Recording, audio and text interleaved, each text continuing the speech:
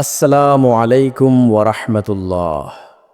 প্রিয় ভাই ও বোনেরা, আমরা পবিত্র মাহে রমজানের তৃতীয় দিনে পৌঁছে গেছি। আলহামদুলিল্লাহ, আজ তৃতীয় রমজান। কিন্তু আজ একটি গুরুত্বপূর্ণ প্রশ্ন: আমাদের রোজা কি শুধু ক্ষুধা আর পিপাসায় সীমাবদ্ধ, নাকি সত্যিই আমাদের ভেতরে পরিবর্তন আসছে? আজকের ভিডিওতে আমরা আলোচনা করব তাকওয়া কি, রোজা কিভাবে তাকওয়া তৈরি করে, বাস্তব জীবনে তাকওয়া অর্জনের উপায়, এবং এই রমজানে নিজেকে কিভাবে বদলাবো। চলুন গভীরে যাই। তাকওয়া মানে শুধু আল্লাহকে ভয় করা নয়।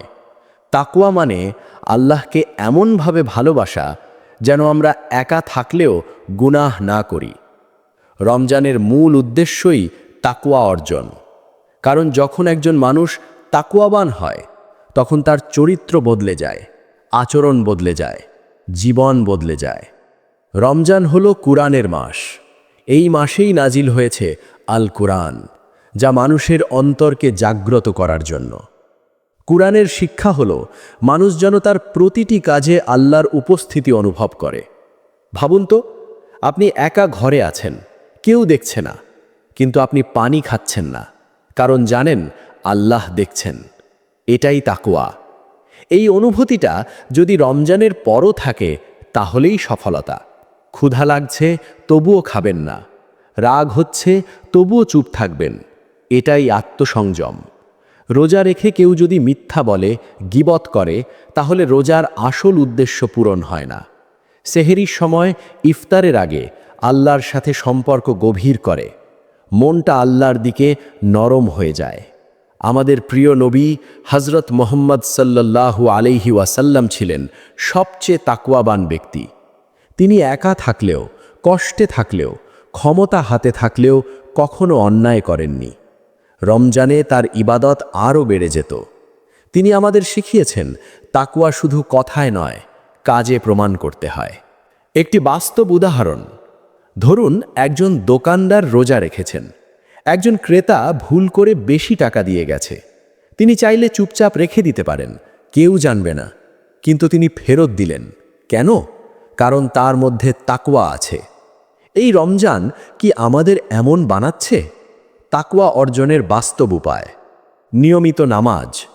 নামাজ মানুষকে অশ্লীল আর খারাপ কাজ থেকে বিরত রাখে। কুরআন বোঝার চেষ্টা, শুধু তিলাওয়াত নয়, অর্থ বুঝুন, জীবনে প্রয়োগ করুন। জিহ্বা নিয়ন্ত্রণ, মিথ্যা, গীবত, কটু কথা এগুলো ছাড়তে হবে। চোখের হিফাজত, হারাম জিনিস দেখা থেকেও রোজা নষ্ট হয়। গোপনে ভালো কাজ, যে আমল কেউ দেখে না, সেটাই সবচেয়ে শক্তিশালী তাকওয়া তৈরি করে। আজ তৃতীয় রমজান। আবারও নিজেকে প্রশ্ন করুন, আমার আচরণে পরিবর্তন এসেছে? আমি কি আগের চেয়ে ধৈর্যশীল হয়েছি? আমার নামাজে মনোযোগ বেড়েছে? যদি না হয়ে থাকে, এখনই সময় ঠিক করার। রমজান যেন সাময়িক না হয়। অনেকেই রমজানে ভালো হয়, কিন্তু ঈদের পর আবার আগের জীবনে ফিরে যায়।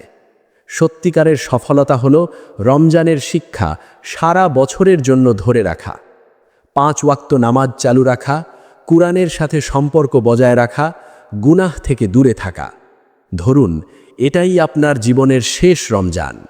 তাহলে কি আপনি এভাবে সময় নষ্ট করতেন? তৃতীয় রোজায় দাঁড়িয়ে আজ প্রতিজ্ঞা করুন, আমি তাকওয়াবান হতে চাই। আমি সত্যিকারের পরিবর্তন চাই। আমি আল্লাহ সন্তুষ্টি চাই। হে আল্লাহ, আপনি আমাদের সত্যিকারের তাকওয়া দান করুন। রোজাকে কবুল করুন, অন্তরকে পবিত্র করুন। এই রমজানকে আমাদের জীবনের মোড় ঘুরিয়ে দেওয়ার মাস বানান। আমিন। প্রিয় দর্শক, আজ তৃতীয় রোজা। এখনও সময় আছে, নিজেকে বদলে ফেলুন। ভিডিওটি উপকারী মনে হলে লাইক, কমেন্ট ও শেয়ার করুন। রমজান সিরিজের পরবর্তী ভিডিও পেতে চ্যানেলটি সাবস্ক্রাইব করতে ভুলবেন না।